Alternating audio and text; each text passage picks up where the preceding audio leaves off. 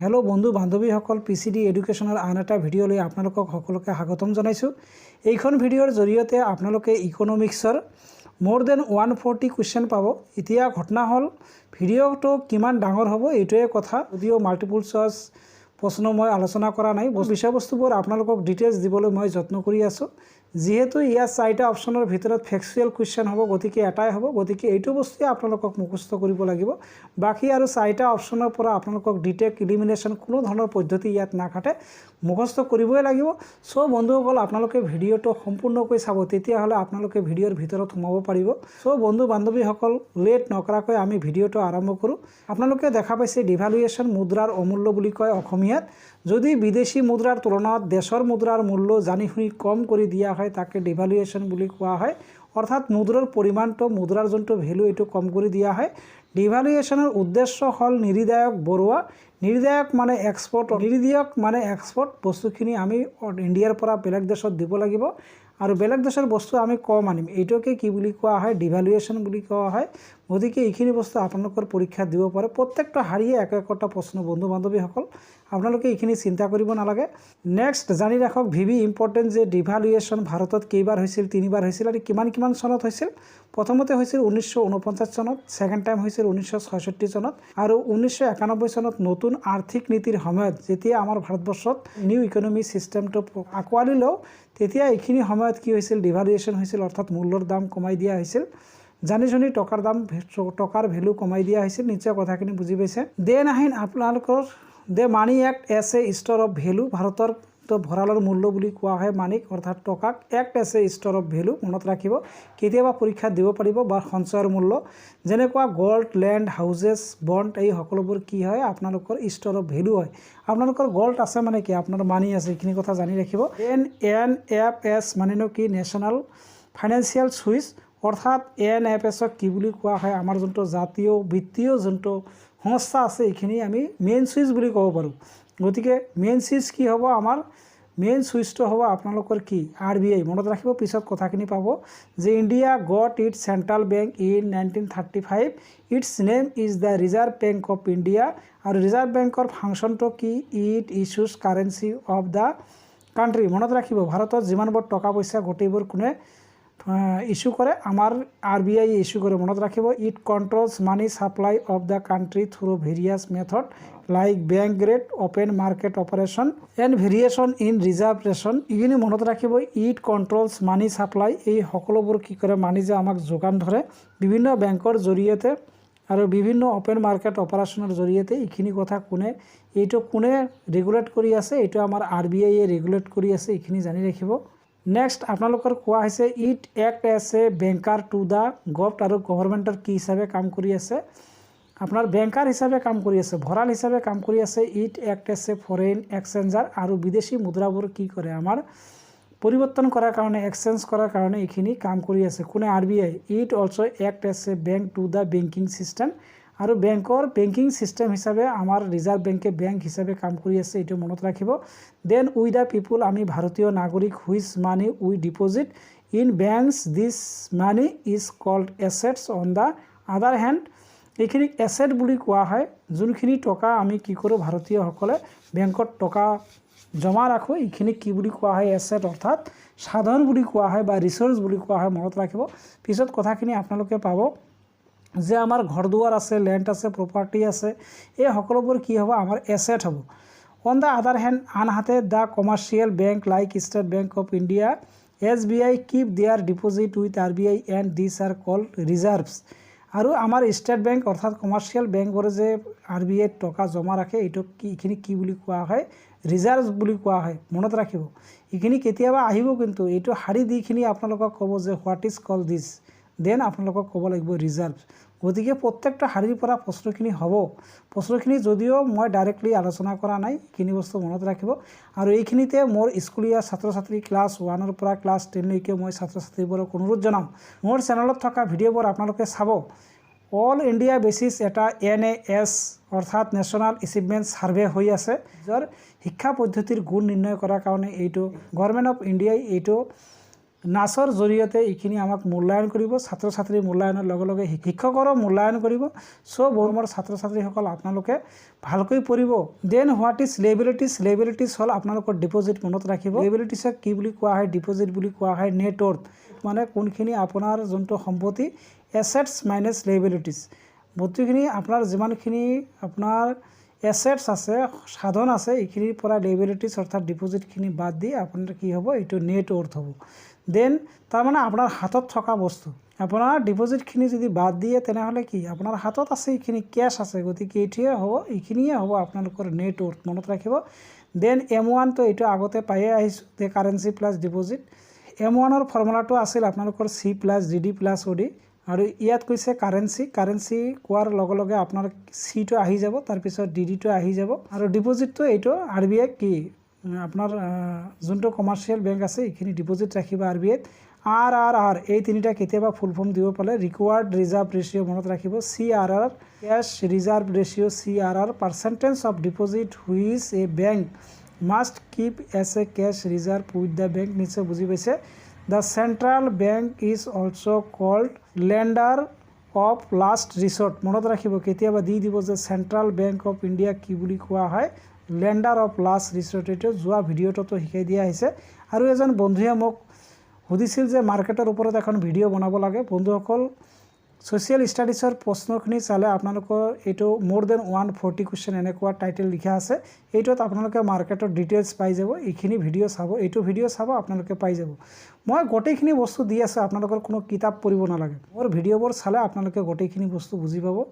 Then ইয়াত লিখা হৈছে অপেন মাৰ্কেট অপাৰেশ্যন, যে অপেন খোলা যোনটো বজাৰৰ অপাৰেশ্যন হয়।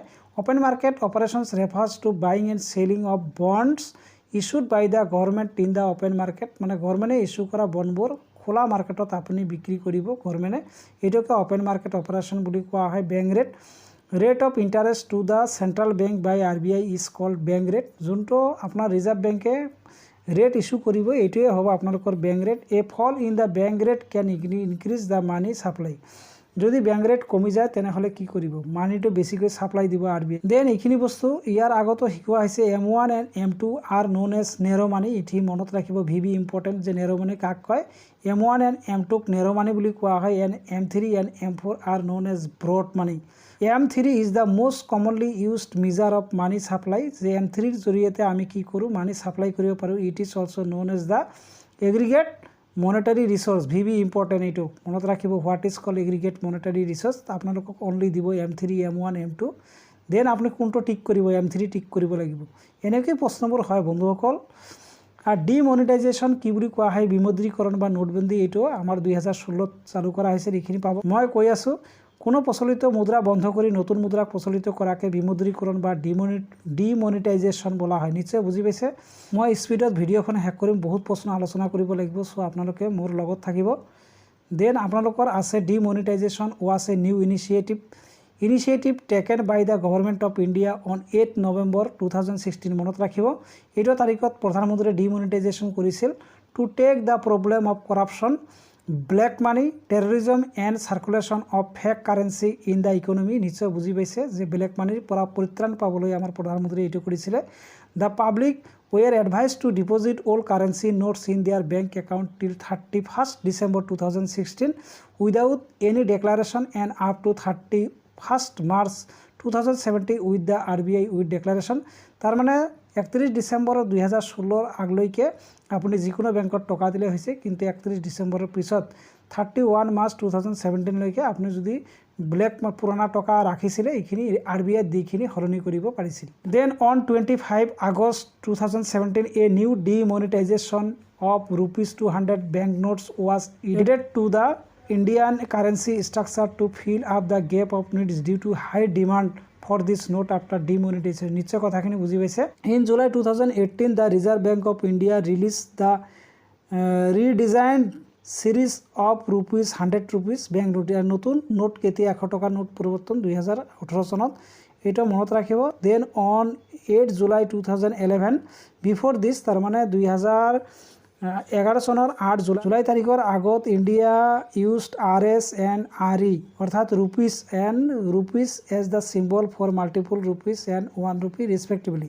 এইটো হ'ল মাল্টিপল ৰুপিজৰ কাৰণে RS লিখিব লাগে আৰু 1 rupeeৰ কাৰণে RE লিখিব লাগে। এইটো কিমান চনৰ আগলৈকে আছিল 2011 চনত, কিন্তু আজিকালি RS বুলি লিখা হয় মনত ৰাখিব। ইয়াত কিছুমান বস্তু লিখি দিয়া হৈছে, যদিও এইটো আপোনালোকৰ হিষ্টৰীৰ কথা। Chanakya was the prime minister to the first Maurya empire Chandragupta Maurya 340 to 90 BC মনত ৰাখিব, BC before Christ era. Warren হেষ্টিঙৰ দিনত ইংৰাজৰ শাসনকালত পেপাৰ ৰুপিজ ব্যৱহাৰ কৰা হৈছিল মনত ৰাখিব। যে ইংৰাজৰ শাসনকালত কাৰ নেতৃত্বত? ৱাৰেন হেষ্টিঙৰ নেতৃত্বত মনত ৰাখিব। ভি ইম্পৰ্টেণ্ট প্ৰশ্ন হয় বন্ধুসকল। ইছ্যুড বেংক অফ হিন্দুস্তান আৰু কি ইছ্যু কৰিছিল বেংক অফ হিন্দুস্তান নামত 1770 1832 চনলৈকে।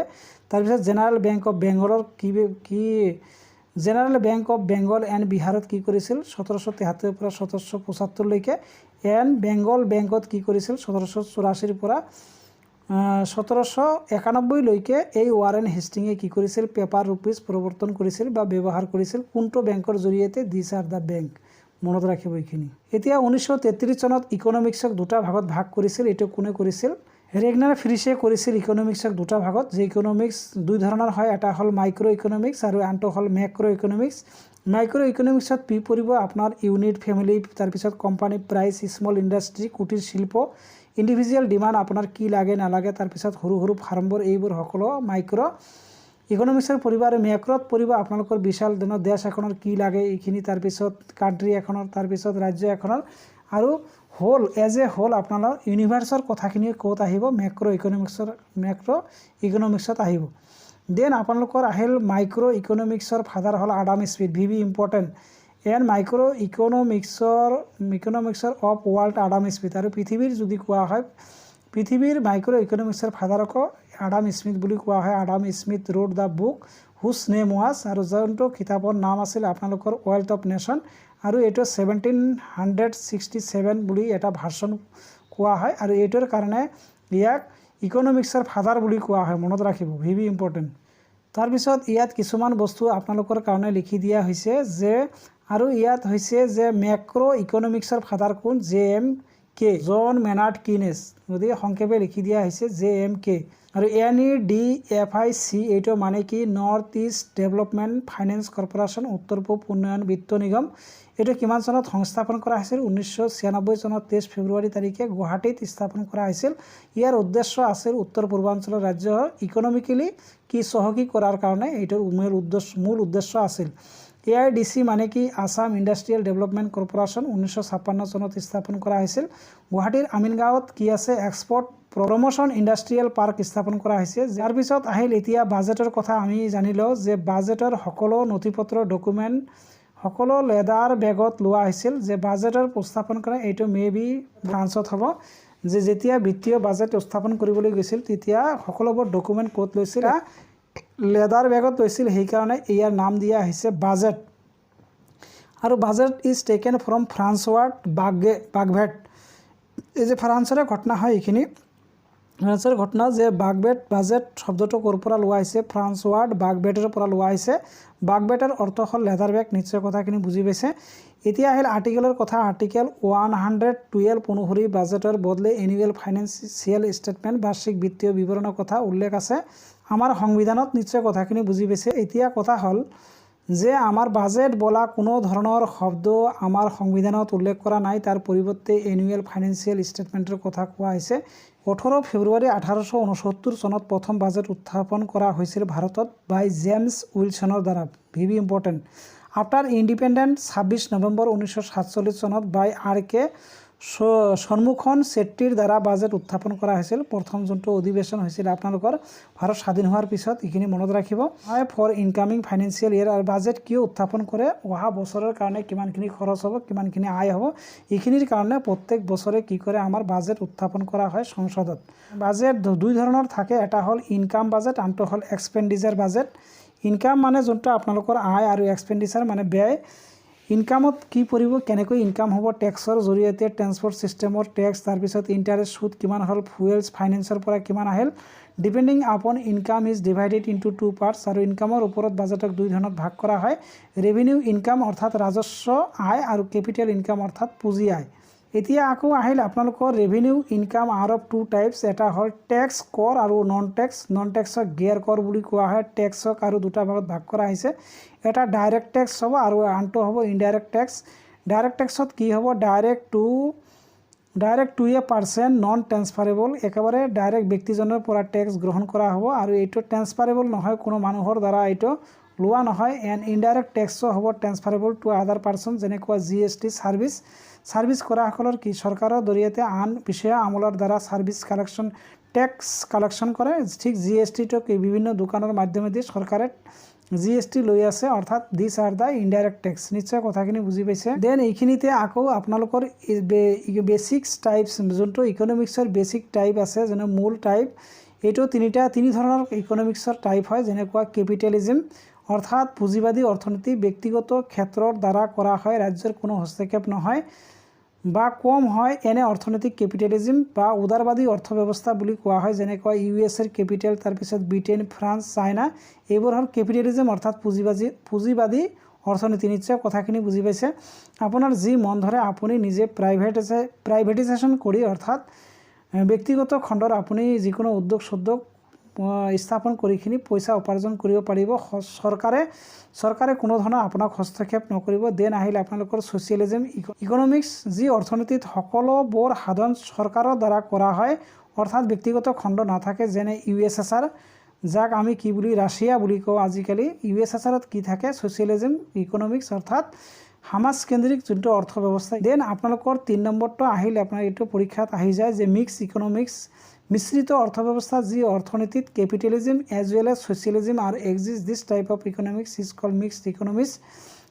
যেনেকুৱা ইণ্ডিয়াত আমাৰ মিশ্ৰ অৰ্থনীতি মনত ৰাখিব, যেনেকুৱা টাটাটো কি প্ৰাইভেট কোম্পানী আৰু ষ্টিলটো হ'ল আপোনালোকৰ পাব্লিক কোম্পানী। ইয়াৰ উপৰিও আছে ইকনমিক্সৰ কেইটামান ভাগ কৰা হৈছে, অপেন ইকনমি আৰু খোলা যোনটো অৰ্থনীতি আছে, নিজৰ উৎপাদন নিজ ইচ্ছামতে আমদানি ৰপ্তানি কৰা হয় চৰকাৰৰ হস্তক্ষেপ নোহোৱাকৈ, যেনেকুৱা USA, ছিংগাপুৰ, ইণ্ডিয়া, এইবিলাক অপেন ইকনমি। আমাৰ যেতিয়াই মন যাব আমদানিও কৰিব পাৰিম, ৰপ্তানিও কৰিব পাৰি, কোনো ধৰণৰ কোনেও হস্তক্ষেপ নকৰিব। এইটোকে কি বুলি কোৱা হয়, open economy. And closed economy, যি অৰ্থব্যৱস্থাত কোনো আমদানি ৰপ্তানি নহয়, তেনে অৰ্থব্যৱস্থাক ক্ল'জড ইকনমি বুলি কোৱা হয়, যেনেকুৱা নৰ্থ কোৰিয়া। নিশ্চয় বুজি পাইছে।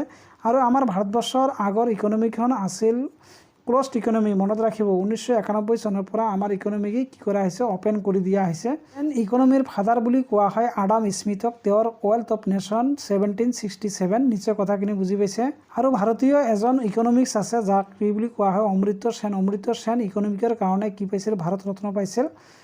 দেন প্ৰিন্সিপাল অফ ইকনমিক্স কোনে লিখিছিল, মাৰ্শ্বালে লিখিছিল। দেন ফাউণ্ডেশ্যন অফ ইকনমিক্স কোনে লিখিছিল, ইকনমিক্সৰ মূল ভেটি ধাৰণাটো কোনে দিছিল, সামুৱেলে দিছিল। VB important. RBI মৌদ্ৰিক নীতি জাৰি কৰে, মনত ৰাখিব, মনিটাৰী পলিচি। আসাম ইকনমিক কি কৈছে, আসাম অৰ্থাৎ অসমৰ অৰ্থনীতি। অসমৰ GDP ৰেংক হ'ল 17, মনত ৰাখিব। আৰু GDP গ্ৰ'থ হ'ল 8.5%। Then GDP per কেপিটা 1,19,115।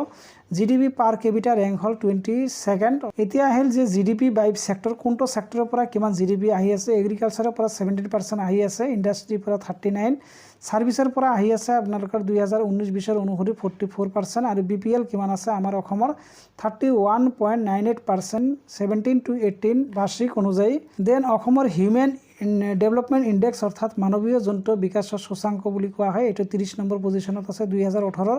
Assam biggest contribution to the world's seeds tea, অসমৰ একমাত্ৰ কোনটো যোনটো কণ্ট্ৰিবিউশ্যন দিয়ে অসমৰ পৰা, এইটো হ'ল টি। চাহ দিয়ে, বিভিন্ন দেশক আমাৰ চাহ কি কৰে, ৰপ্তানি কৰে। তাৰপিছত চাইনিজ টি ভেৰাইটিক বুলি কোৱা হয় কামেলিয়া চাইনেছিছ। আৰু আসাম টি ভেৰাইটিক কি বুলি কোৱা হয়, কামেলিয়া এছামিকা। যেনেকুৱা টি 60% শ্বেয়াৰ কৰে পৃথিৱীক, এইটো মনত ৰাখিব। Assam is major producer of crude oil and natural gas in India. আমাৰ ভাৰতবৰ্ষৰ ভিতৰত অসমে কি কৰে, খাৰুৱা তেল আৰু প্ৰাকৃতিক গেছ আছে, এইবোৰ আমাৰ 2nd পজিশ্যন হৈ আছে ইণ্ডিয়াত, মনত ৰাখিব। Petroleum was discovered in USA at Titusville. যে পেট্ৰলিয়াম ক'ত ডিছকাভাৰ কৰা হৈছিল, টিটুজ ভেলত ডিসকভাৰ কৰা হৈছিল। এইটো ক'ত আছে? US-ত আছে। Asia's first successful mechanically drilled oil was drilled in Makum, অসমত আছে। was back in 1867. Assam has 4 oil refineries. অসমৰ 4টা তেল শোধনাগাৰ আছে। এইকেইটা হ'ল আপোনালোকৰ গুৱাহাটীত আছে, ডিব্ৰুগড়ত আছে, এণ্ড নুমলীগড় এণ্ড বঙাইগাঁও। মনত ৰাখিব, ভিভি ইম্পৰ্টেণ্ট হয়। দে প্ৰডিউচিছ, অৰ্থাৎ তাৰমানে এই 4টা তেল শোধনাগাৰৰ দ্বাৰা আমাৰ অসমত কিমান তেল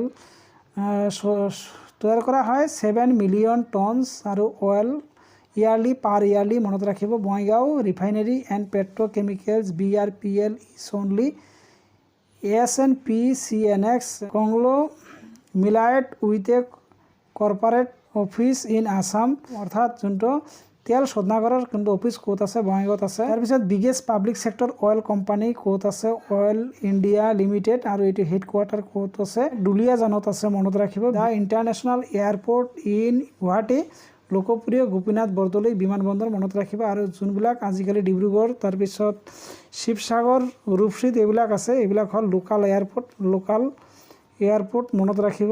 দেন কেমিকেল ফাৰ্টিলাইজাৰ প্লান্ট আছে আমাৰ নামৰূপত। মনত ৰাখিব। যোনটো ৰাসায়নিক সাৰ কেন্দ্ৰ আছে, ৰাসায়নিক সাৰৰ যোনটো উদ্যোগ আছে, এইটো নামৰূপত আছে। Petrochemical industries at Namrup and Bongaigaon আছে। পেপাৰ মিলছ ক'ত আছে? আমাৰ যোনটো কাগজ মিল আছে জাগিৰোডত আছে, পঞ্চগ্ৰামত আছে এণ্ড যোগীঘোপাত আছে। তাৰপিছত চুগাৰ মিল ক'ত আছে? বুঢ়া বামুণ গাঁৱত আছে। তাৰপিছত চাৰগোলাত আছে এণ্ড কামপুৰত আছে। এইখিনি চেনিৰ মিল আছে আমাৰ অসমত। আমাৰ চেমেণ্ট কাৰখানা ক'ত আছে? বোকাজানত। Cosmetic plant of Hindustan Unilever HUL at ডুমডুমাত আছে। মনত ৰাখিব। এইটো ভিভি ইম্পৰ্টেণ্ট হ'ব এইবাৰ আপোনালোকৰ পৰীক্ষাৰ কাৰণে। দেন ইণ্ডিয়াৰ কথা আহিলে অলপ। GDP ৰেংক হ'ল 145th ইন ৱৰ্ল্ড, পৃথিৱীৰ ভিতৰত 145 নম্বৰ। দেন GDP বাই ছেক্টৰ এগ্ৰিকালচাৰৰ পৰা আহিল 16.38%, ইণ্ডাষ্ট্ৰি 29.34% এণ্ড ছাৰ্ভিচ আহিল 54.27%। দেন আপোনালোকৰ USA GDP ৰেংক কিমান আছে? 1 আছে, চাইনা 2 নম্বৰ, তাৰপিছত জাপান আছে 3 নম্বৰত। Rajiv Gandhi is often referred to as the father of Indian economy reforms. মনত ৰাখিব। Father of Indian economy reforms বুলি আহিলে ৰাজীৱ গান্ধী লিখিব লাগিব। এই সময়ত হিষ্টৰিক ইকনমিক ট্ৰানজিশ্যন হৈছিলে কাৰ দিনত? PV নৰসিংহ ৰাওৰ দিনত। মনত ৰাখিব যে হিষ্টৰিক ইকনমিক ট্ৰানজিশ্যন কাৰ দিনত হৈছিল? PV নৰসিংহ ৰাও যেতিয়া প্ৰধানমন্ত্ৰী আছিল। আমাৰ মনমোহন সিং কি আছিল? ফাইনেন্স মিনিষ্টাৰ আছিল। Manmohan Singh lunch India globalisation. এইটো পৰীক্ষাত কেতিয়াবা আহি যায় যে কোনে ইণ্ডিয়াজ গ্ল'বেলাইজেশ্যনৰ লাঞ্চ কৰিছিল? এইটো হ'ব আপোনালোকৰ মনমোহন সিং। ভিভি ইম্পৰ্টেণ্ট বন্ধুসকল। দেন আহিল ইণ্ডিয়াজ ইকনমি 6 লাৰ্জেষ্ট ইকনমি, পৃথিৱীৰ ভিতৰত ইণ্ডিয়াৰ যোনটো অৰ্থনীতি এইটো 6 নম্বৰ পজিশ্যন। মনত ৰাখিব। 3rd বিগেষ্ট ইকনমি বাই এই পাৰ্চেচিং পাৱাৰ পইণ্ট, যোনটো পাৰ্চেচিং পাৱাৰ পইণ্ট আছে বিগেষ্ট ইকনমি। পাৱাৰ মানে এটা আপোনালোকে বুজি পায়, শক্তি যোনটো ইলেক্ট্ৰিচিটিৰ ওপৰত ডিপেণ্ড কৰে, যে পাৰ্চেচিং পাৱাৰ পইণ্ট এইটোৰ পজিশ্যন হ'ল আমাৰ ইণ্ডিয়াৰ 3rd PPP। মনত ৰাখিব। According to international monetary fund, এইটো ভুল হৈছে, ইণ্টাৰনেশ্যনেল মনিটাৰী ফাণ্ড হ'ব IMF। তাৰপিছত এইটো অনুযায়ী IMF অনুযায়ী আমাৰ ভাৰতৰ ৰেংক হ'ল 145 বাই GDP নমিনেল। দেন ফিস্কাল ইয়াৰ কাক বুলি কোৱা হয়? যোনটো আমাৰ বাৰ্ষিক যিটো বছৰ 1 এপ্ৰিল টু 31 মাৰ্চ, এইটোকে ফিস্কাল ইয়াৰ বুলি কোৱা হয়। ইংৰাজীত কেতিয়াবা দি দিব, অসমীয়াত লিখিব কিন্তু ইংৰাজীত থাকিব। ফিস্কাল ইয়াৰ কাক কয়? দেন HDI আমাৰ ভাৰতৰ সংখ্যা কিমান? অৰ্থাৎ হিউমেন ডেভেলপমেণ্ট ইণ্ডেক্সৰ মান কিমান? আমাৰ 131 নম্বৰ। এভাৰেজ গ্ৰছ চেলাৰী হ'ল প্ৰত্যেক ব্যক্তিৰ 32,800 টকা। মেইন এক্সপৰ্ট পাৰ্টনাৰ হ'ল আমালোকৰ USA এণ্ড চাইনা। USA 16.8% কি কৰা হয়? আমাৰ ব্যৱসা বাণিজ্য কৰা হয়। WTO 1 জানুৱাৰী কিমান চনত? 1995 চনত সংস্থাপন কৰা হৈছে। এইখিনি বস্তু আপোনালোকে বিভিন্ন সংস্থা, বেংক এইবোৰৰ বিষয়ে, বিশ্ব সংস্থা, তাৰপিছত ৰাষ্ট্ৰীয় সংঘ, আৰু এটা যদি ভিডিঅ' আপোনালোকে খোজে, আপোনালোকে যদি কমেণ্টত জনাই দিয়ে তেনেহ'লে মই আৰু এখন ভিডিঅ' দিবলৈ যত্ন কৰিম। আৰু এখন ভিডিঅ' দিলে আপোনালোকৰ ইকনমিক্স কমপ্লিট হৈ যাব। The reserve bank of India অৰ্থাৎ RBI is India's central bank and regulatory body under the jurisdiction of ministry of finance, government of India. এইখিনি বস্তু জানি ৰাখিব। দেন আহিল আপোনালোকৰ payment and settlement system act কিমান চনত প্ৰৱৰ্তন কৰা হৈছিল? 2007 চনত। এইটো কিন্তু PSS এক্ট বুলি কোৱা হয়। দেন পে'মেণ্ট ছিষ্টেম 2 প্ৰকাৰে আমি এজনে আনজনক পে'মেণ্ট দিব পাৰোঁ, যেনে নেশ্যনেল ইলেক্ট্ৰনিক ফাণ্ড ট্ৰেন্সফাৰ অৰ্থাৎ NEFT and real time gross settlement RTGS। এই দুটা বেংকৰ বস্তু। মনত ৰাখিব যে আপুনি আপোনাৰ বেলেগ একাউণ্টৰ পইচা আপোনাৰ নিজৰ একাউণ্টত সোমাবলৈ হ'লে আপোনাক বেংকত গৈ NEFT নাইবা RTGS কৰি কিনি আপোনাৰ বেংকত সোমাব লাগিব। দেন ইয়াত লিখি দিয়া হৈছে যে কাইনেচিয়ান ইকনমিক্সৰ ব্ৰাঞ্চ অফ ইকনমিক্স, এটা কাইনেচিয়ান ইকনমিক্স হ'ল ব্ৰাঞ্চ অফ ইকনমিক্স। এইটো ধাৰণা কোনে দিছিল? জন মেনাৰ্ড কিনেছে দিছিল। Then money is a matter of functions for, যে মানি কি ধৰণৰ কাম কৰে মিডিয়াম হিচাপে, তাৰপিছত মেজাৰ হিচাপে, ষ্টেণ্ডাৰ্ড হিচাপে এণ্ড ষ্ট'ৰ হিচাপে। ইয়াত কিছুমান বস্তু আপোনালোকৰ কাৰণে লিখি দিয়া হৈছে যে কোৱালিটিজ অফ গুড মানি, যে ভাল টকা হ'বলৈ হ'লে কি কি গুণ থাকিব লাগিব। জেনাৰেল একচেপ্টেবিলিটি থাকিব লাগিব, গ্ৰহণযোগ্যতা, পৰ্টাবিলিটি অৰ্থাৎ লৈ ফুৰা সহজ হ'ব লাগিব। তাৰপিছত কগনিজিবিলিটি, মেটেৰিয়েল শুড বি ইজি, আৰু যোনটো ধাতুৰে নিৰ্মিত হয় ধাতুখিনি সহজসাধ্য হ'ব লাগিব। ডিউৰেবিলিটি, লং লাষ্টিং কৰিব লাগিব। তাৰপিছত ডিভাইচিবিলিটি অৰ্থাৎ ডিভাইচিবল, ভাগ কৰিলেও যাতে টকাৰ মুদ্ৰাৰ কি হয় আপোনাৰ ক্ষতি নহয়, এইখিনি বস্তুৰ ওপৰত। হোমোজেনিটি, সকলো ধাতু একে হ'ব লাগিব, সেম কোৱালিটি হ'ব লাগিব। তাৰপিছত আছিল মিলায়েবিলিটি অৰ্থাৎ গুণটো ভাল হ'ব লাগিব, যি ধাতু বা টকাৰ যোনটো দিয়ে বনাক কাগজটোৰ গুণটো কি থাকিব লাগিব, টকাৰ ভাল হ'ব লাগিব যাতে সোনকালে ছিঙি নাযায়। আৰু এটা পইণ্ট লিখা হৈছে ষ্টেবিলিটি অফ ভেলু, অৰ্থাৎ ষ্টেবিলিটি অফ ভেলু বহুত সময়ৰ কাৰণে কি থাকিব, ভেলুটো ষ্টেবল থাকিব লাগিব। এতিয়া এটা প্ৰশ্ন যে ওৱান কাৰেঞ্চি কনচেপ্টটো কোনে দিছিল? প্ৰথমতে কেতিয়াবা পৰীক্ষাত আহিব পাৰে যে গোটেই পৃথিৱীত থকা মুদ্ৰাবোৰ একে হ'ব, এইটো কনচেপ্ট কোনে দিছিল? এইটো আমেৰিকান এজন চেণ্ট্ৰেল বেংকাৰ আছিল, আৰু এই মানুহজনৰ নাম আছিল টিমথি গেইটনাৰ, মনত ৰাখিব। আৰু 2009 চনত এইটো ধাৰণা দিছিল, যদি এইটো পিছলৈ এইটো কি হয় বলবৎ কৰা হোৱা নাই। দেন বন্ধুসকল এইটো বস্তু অলপ বাদ পৰিছিল, ল অফ ডিমাণ্ড অৰ্থাৎ চাহিদা। এইটো কোনে দিছিল? ল অফ ডিমাণ্ড ধাৰণাটো মাৰ্শ্বেলে দিছিল। যদি বস্তুৰ দাম বাঢ়ে তেন্তে চাহিদা কমিব, আনহাতে যদি বস্তুৰ দাম কমে তেনেহ'লে চাহিদা বাঢ়িব, এটা আনটোৰ বিপৰীত। ইলাষ্টিচিটি অফ ডিমাণ্ড বুলিলে কি বুজোৱা? যদি বস্তুৰ মূল্য আৰু ব্যক্তিৰ আয়ত পৰিৱৰ্তন আহে তেতিয়া চাহিদাত ইলাষ্টিচিটি আহে, আৰু ইলাষ্টিচিটি মানে ফ্লেক্সিবিলিটি, নিশ্চয় বুজি পাইছে।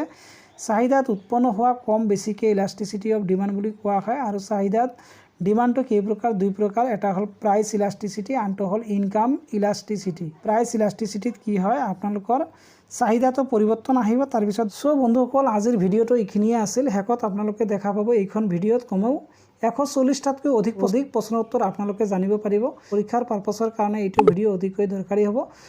বন্ধুসকল ভিডিঅ'খন ভাল পালে লাইক কৰিব আৰু ছাবস্ক্ৰাইব কৰিব, লগতে বন্ধু বান্ধৱীৰ ওচৰত শ্বেয়াৰ কৰিব। এইখিনিয়ে আছিল আজিৰ ভিডিঅ'ত। শেষত সকলোকে ধন্যবাদ জনাই আজিৰ ভিডিঅ'টো শেষ কৰিছোঁ। থেংক ইউ ফৰ ৱাচিং।